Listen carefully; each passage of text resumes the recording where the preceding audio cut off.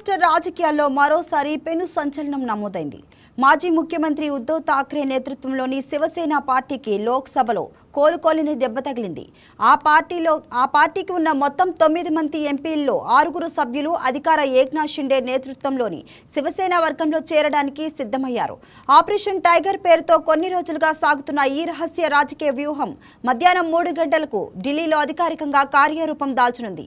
తిరుగుబాటు ఎంపీలైన సంజయ్ దీనా పాటిల్, సంజయ్ దేశ్ముఖ్, సంజయ్ జాదవ్, బావుసా సాహెబ్ వాకచౌరే, నగేష్ పటేల్, అస్తికర్, ఓం ప్రకాష్ రాజే నింబాల్కర్లు ఇప్పటికే ఉద్ధవ్ వర్గం నిర్వహించిన పార్లమెంటరీ సమావేశానికి గైర్ హాజరై తమ అసమ్మతిని స్పష్టం చేశారు. ఫిరాయింపుల నిరోధక చట్టం కింద అనర్హత వేటు పడకుండా ఉండేందుకు అవసరమైన ఖచ్చితమైన 3/2 మెజారిటీని ఈ తిరుగుబాటు వర్గం సాధించడం గమనార్హం. ఈ తిరుగుబాటుపై ఇప్పటికే ఎంపీలు అస్తికార్, నింబాల్కర్ బహిరంగంగా ప్రకటనలు చేశారు. గత 2 ఏళ్లుగా తమ నియోజకవర్గాలకు అభివృద్ధి నిధులు అందకపోవడం, పార్టీలోని కొందరు సీనియర్ నేతలు తమపై చేసిన అనుచిత వ్యాఖ్యల వల్లే తాము ఉద్ధవ్ వర్గాన్ని వీడాల్సి వస్తుంది అని స్పష్టం చేశారు. తాము కేవలం ఒక శివసేన గ్రూప్ నుంచి అసలైన సిద్ధాంతాలు కలిగిన మరో శివసేనలోకి మారుతున్నామని వారు సమర్థించుకున్నారు.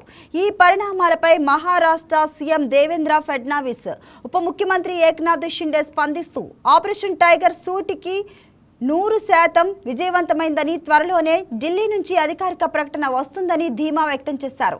తిరుగుబాటు ఎంపీలు లోక్సభ స్పీకర్ ఓం బిర్లాను కలిసి తమను ప్రత్యేక గ్రూపుగా గుర్తించాలని కోరేందుకు సంబంధించిన ఫోటోలు, వీడియోలను షిండే వర్గం విడుదల చేయనుంది.